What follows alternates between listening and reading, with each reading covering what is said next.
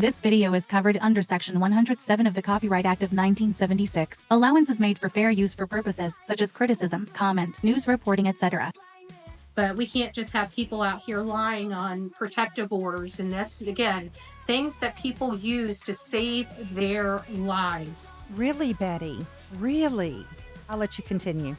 Okay, these are not, we don't like what somebody's saying online. Wow, you don't like what people are saying online. Okay, so you shouldn't file a protective order, correct? Let's keep going. You know, it needs to be something where you're in fear for your life, because that's what they're used for. In fear for your life.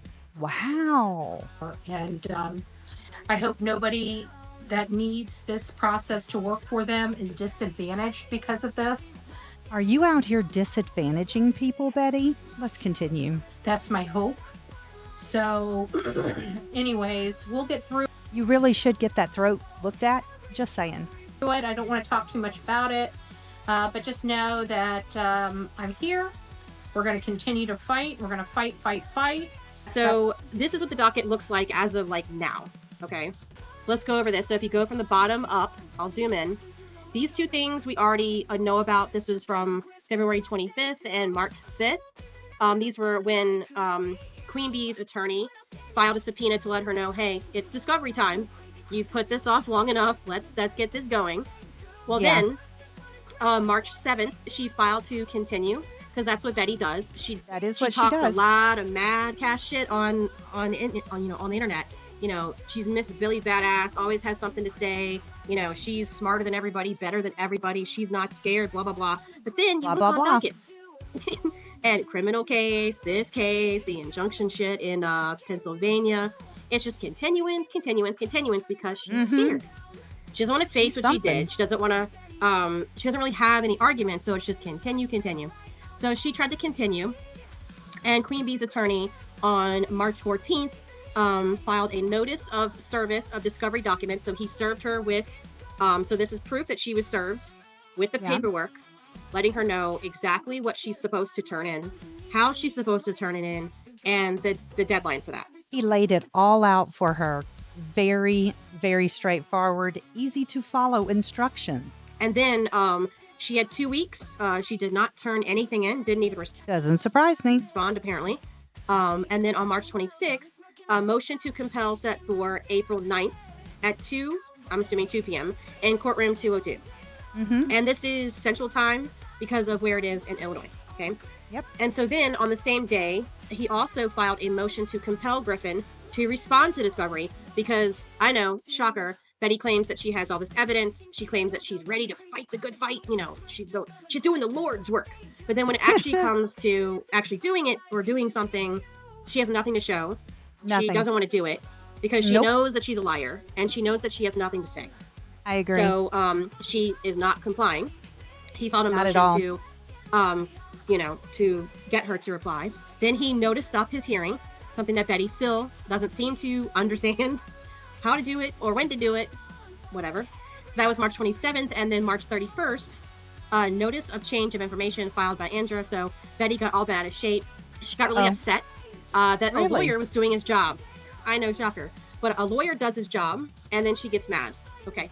So then same day, she filed a protective order. Wait, what? Against QueenBee's attorney.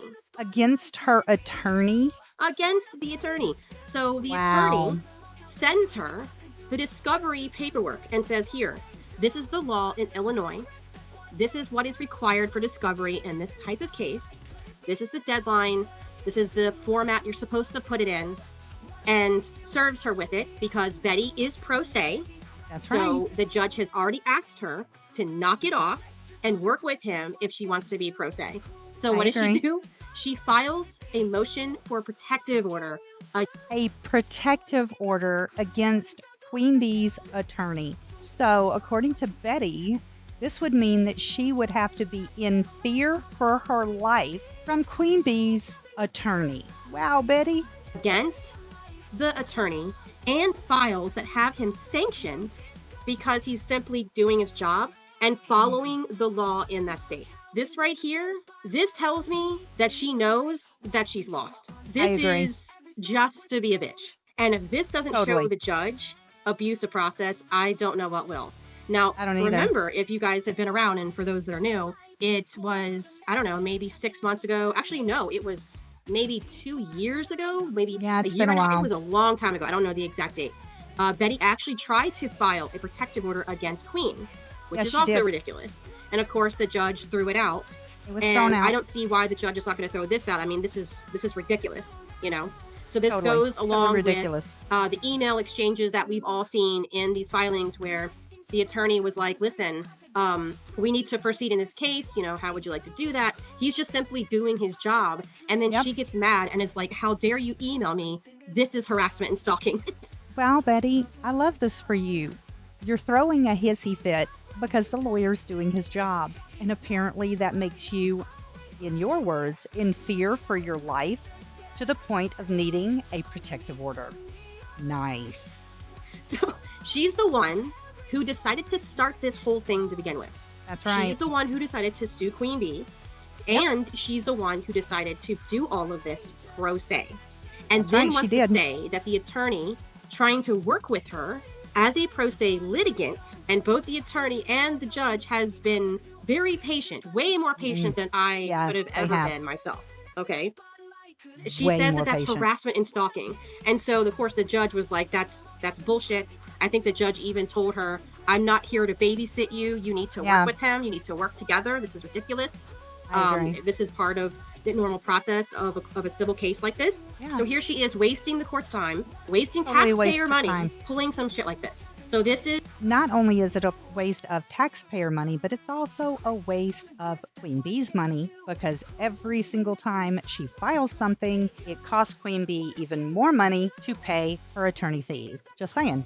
this is the throes of someone who knows that they've lost, knows that they I have agree. no argument, and they None. are basically just trying to gish gallop the court system. They're just throwing shit at the wall, filing random shit, just hoping that something sticks. I cannot imagine a world where the judge is going to agree to this. You can't I can't sanction either. an attorney for following No. the law. You I also agree. cannot grant a protective order against an attorney who, again, is just simply following the law and doing his job. This is so crazy. It's absolutely crazy. So how'd that age for you, Betty? I love this for you. All right, that about covers it for this video. Let me know your thoughts in the comment section below. Hit that thumbs up and subscribe if you're not already subscribed. Make sure to turn your bell notifications on. Until next time, be well.